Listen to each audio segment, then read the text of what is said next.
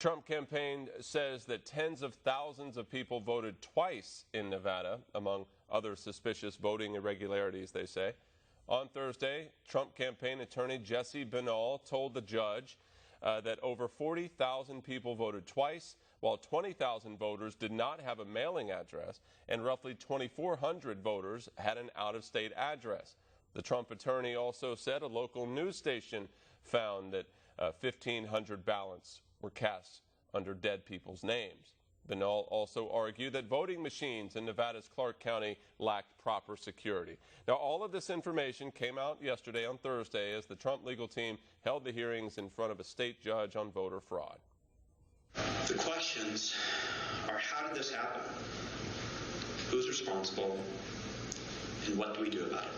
In Carson City, Nevada, the president's legal team continues the battle for election integrity following the reveal of repeated instances of fraud. On Thursday, Trump campaign attorney Jesse Binnall addressed the court by saying early policy decisions made by state election officials set the state up for failure months before the election ever took place. It became a real problem in this election, and it was not an unforeseeable problem.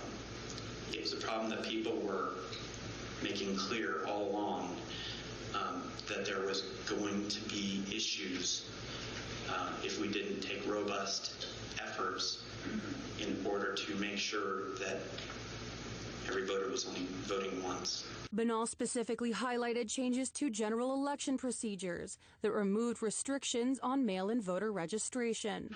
This was made worse, as Mr. Gessler's expert testimony makes clear, by the legislature's decision to adopt AB 4 and take us to a system of universal mail voting at very much the last minute. Democrat Governor Steve Sisolak signed Assembly Bill 4 into law in August in response to the pandemic, promising a, quote, fair and accessible election. But due to the new policy, the number of mail-in ballots cast increased from 6,300 in 2016 to more than 690,000 in 2020. Come Election Day, the wave of mail-in ballots on top of record-high in-person turnout overwhelmed poll workers. As a result, there was a system that was ripe for the picking when it came to fraud, and the fraud came. Binnall said these workers went on to restrict meaningful access to Republican poll watchers, who were then unable to monitor and ensure the accuracy of the counting process. Election officials planned and implemented an election system that would be highly susceptible to fraud, that it would ignore the best practices developed over the years, and eschew meaningful observation.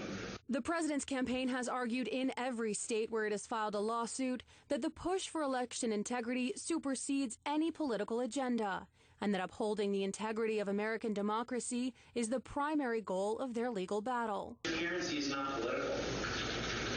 Transparency is something that is necessary for us to have a democratic election, to have integrity in that election so that we know that it is the candidate chosen by the voters that is the one actually elected. Judge James Russell has said he wants to review all of the evidence presented and will make his decision Friday.